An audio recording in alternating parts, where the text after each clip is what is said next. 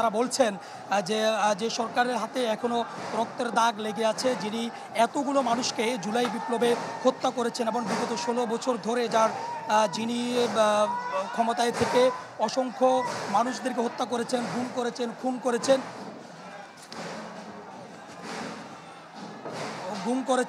করেছেন তাদের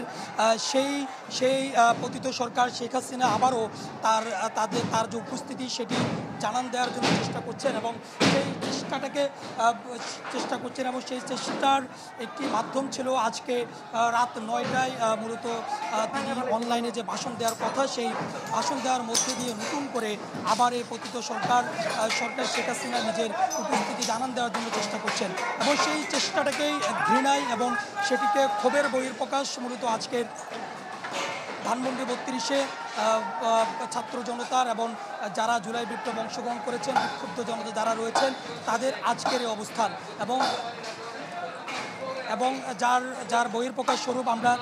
দেখেছি যে বাড়ির প্রত্যেকটি জায়গায় তারা মূলত ভাঙচুর চালিয়েছেন এবং 5 আগস্টের পরেই এই বাড়িটিকে কেন্দ্র করে তাদের যে ক্ষোভ, সেই ক্ষোভের বহিঃপ্রকাশ আমরা দেখেছি। পুরো বাড়িটি কিন্তু একেবারে ভাঙচুর করে পুরো বাড়ি অনেকাংশে বলা যায় যে একদম খালি ছিল এবং আজকে মূলত বাড়ির যে দেওয়ালগুলো ছিল এবং অবশিষ্ট যে কাজগুলো ছিল সেগুলোতে তারা ভাঙচুর চালাচ্ছেন এবং আমরা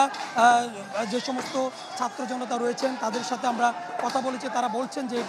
এটি মূলত তাদের যে ক্ষোভের যে বহিঃপ্রকাশ সেটি মূলত তারা ঘটাচ্ছেন, অর্থাৎ যে ক্ষোভটি সেই ক্ষোভের বহিঃপ্রকাশ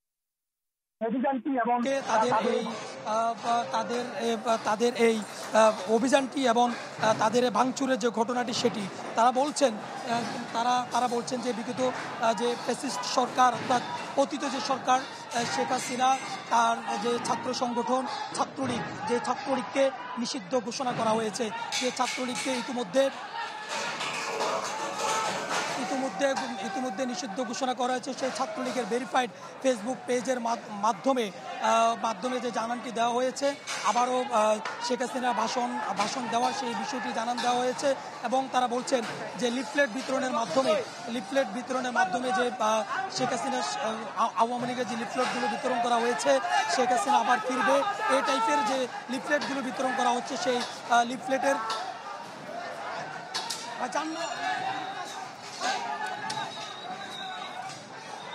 এবং